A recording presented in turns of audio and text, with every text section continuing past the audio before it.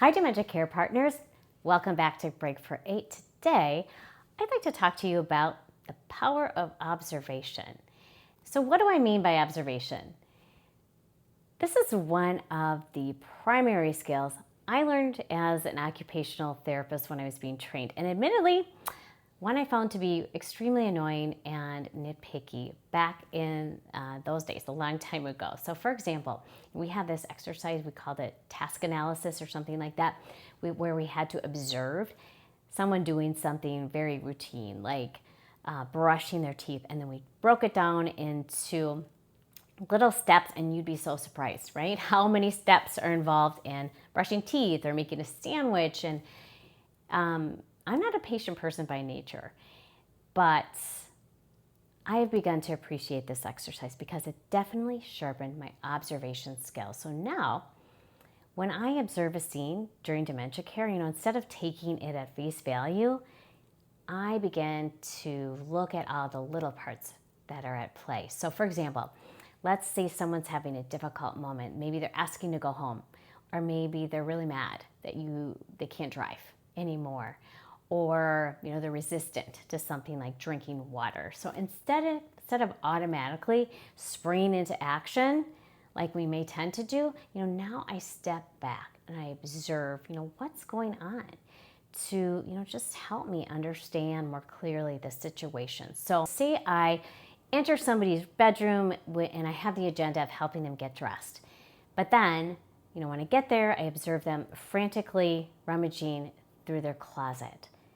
So if I just take a moment and observe what's going on, instead of just kind of jumping in with conversation or telling them they need to get dressed right now, time for breakfast, I can better understand what's going on with them in that moment. And then secondly, I can, it allows me just a few moments to process that and figure out what I'm going to do next. So let's continue on with this example. So maybe I go in, I see her searching for something in her closet. It could be, an actual item, or it could be that she is, seeking out some kind of sensory experience. She wants to touch stuff or move her body around. Maybe she's trying to hide in the closet from something she's afraid of, or maybe she's trying to hide something from me so I don't take it. The point is, there are so many places her mind could be taking her that probably are not grounded in my reality. So if I make an assumption based on kind of what I think is happening and why I think she's doing it, and I don't stop to consider or understand her reality, my approach to helping her may be completely off the mark. When I stop to observe, I may start noticing other clues. Maybe she's pulled out all of her purses, for example. So maybe I start following up with a question based on that observation. And doing that can do a few things. So first it acknowledges her very existence and the importance of what she's thinking about and what she's doing, because how often do people living with dementia almost seemingly become invisible?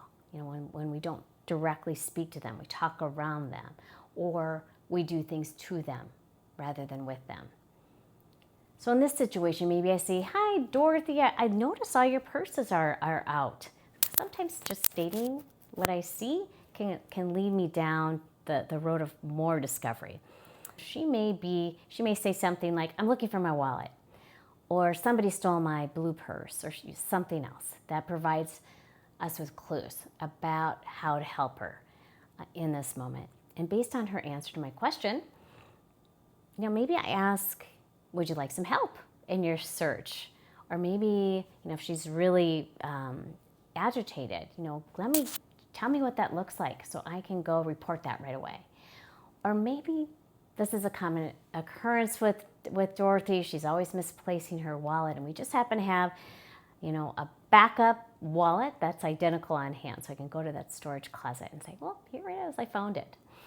So always enter the scene with curiosity, because we never know what we're going to see or encounter when we open the door, right? And we enter the space of a person living with dementia. So if we enter that space with a sense of curiosity instead of anxiety or anticipating a battle, that helps me neutralize my own emotions so I can meet the person in the moment. Observation allows us to be fully present and attentive, and often it helps us avoid rushing to a judgment, especially if we come upon a scene that's a little chaotic. Okay, so that concludes our lesson for today. Now it's time to turn the power of observation on yourselves for a moment this morning, because you deserve it. So today I would like to do a little bit of a guided meditation. And this one's actually a nice one to do in a laying down position if you can. So if you want to lay down on the floor, gather your towel, your yoga mat if you need to, but please only, of course, get down on the floor if you're certain that you can get up back again by yourself. So let's just begin to settle our mind and settle our body as we find a comfortable position. You are certainly welcome to do this meditation and seated, and I will be sitting up to do it too. So just begin to slow your breath down, slow your body down.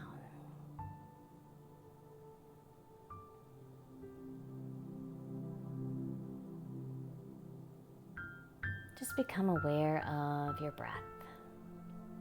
Just take a beautiful cleansing breath in as we turn more awareness to our body. Just observe the in-breath coming into your body and the out-breath leaving your body. Just breathing in and out at a pace that feels good to you. Appreciate the oxygen that is flooding and fueling every cell in your body right now. Oxygen that is giving you the energy that you need to face the rest of this day.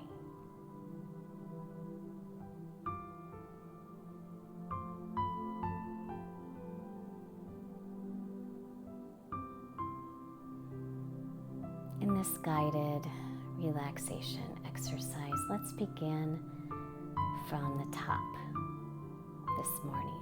So just draw your awareness to the top of your head. As you become aware of the top of your head, and just imagine a wave of relaxation just descending upon it. You may sense or feel a little tingliness through your scalp.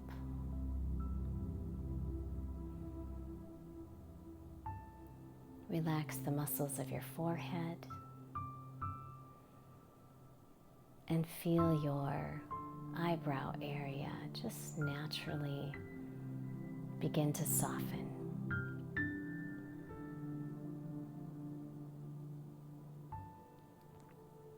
As your forehead loosens, just allow that relaxation to spread into your jaw, becoming aware of any clenching, just allowing your jaw to fall open a little bit as those muscles take a break.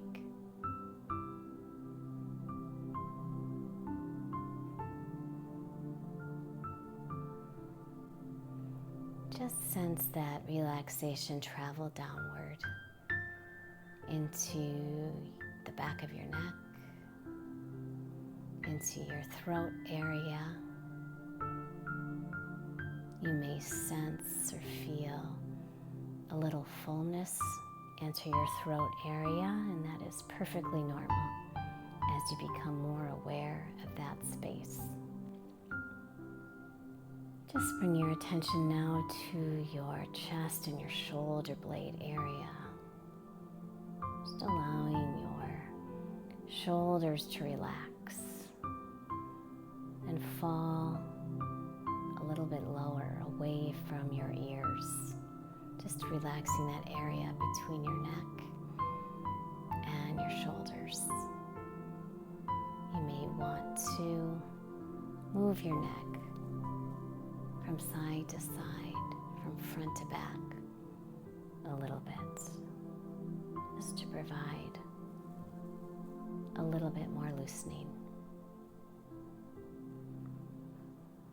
We often carry a lot of weight on our shoulders, so just allow those shoulder blades to soften, to drift away from your spine a bit.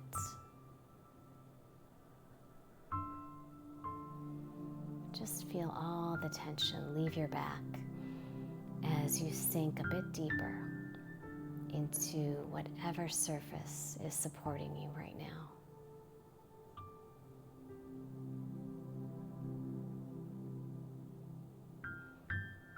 If any area feels a little extra tight, just send some nourishing breaths to that space.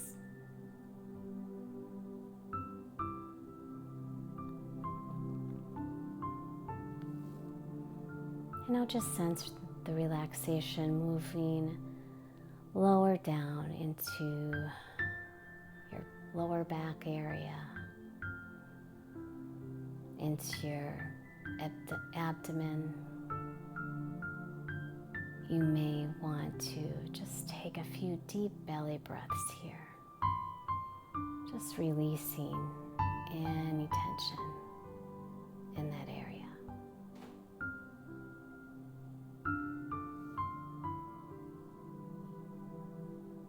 And as the relaxation moves downward, just sense your pelvis area relaxing, your hips letting go and releasing.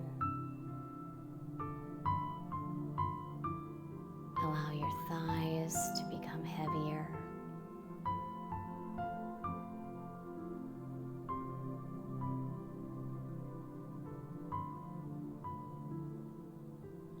Allow the relaxation to soothe any tightness or soreness in your knees as it travels downward and releases your calf muscles.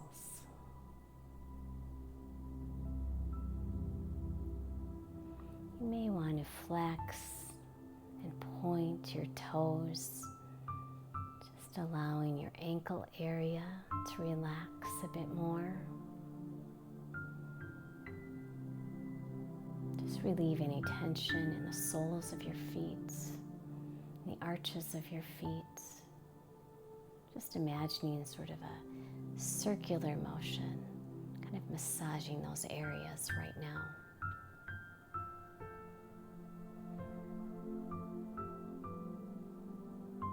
And that relaxation makes one final stop as it travels out through the tips of your toes. On your next in-breath, just observe the way your body feels in this relaxed state.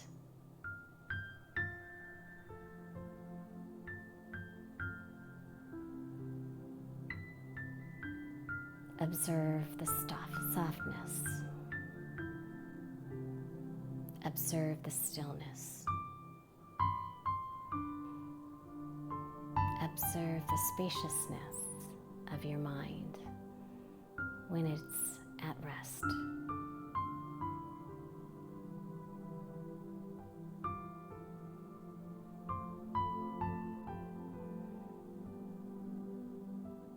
For the next few moments, let's just lay here or sit here in silence.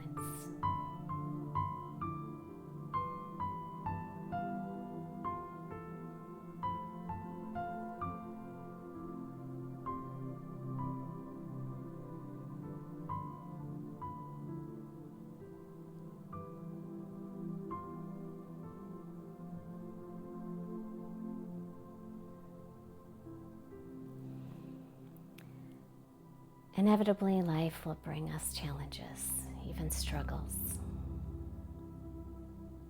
One way to relax the struggle a little bit is to take a moment to observe the scene before jumping into action or defaulting to automatic responses and reactions. Many times, these are based on old habits or a lack of a clear understanding about what's going on.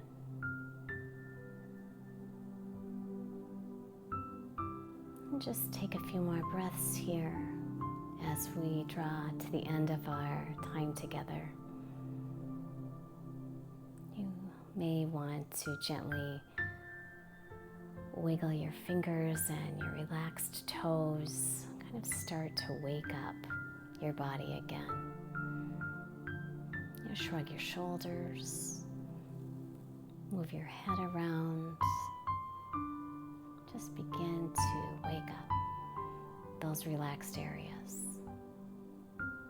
Today, if you encounter a scene you're not completely sure about, or you weren't expecting,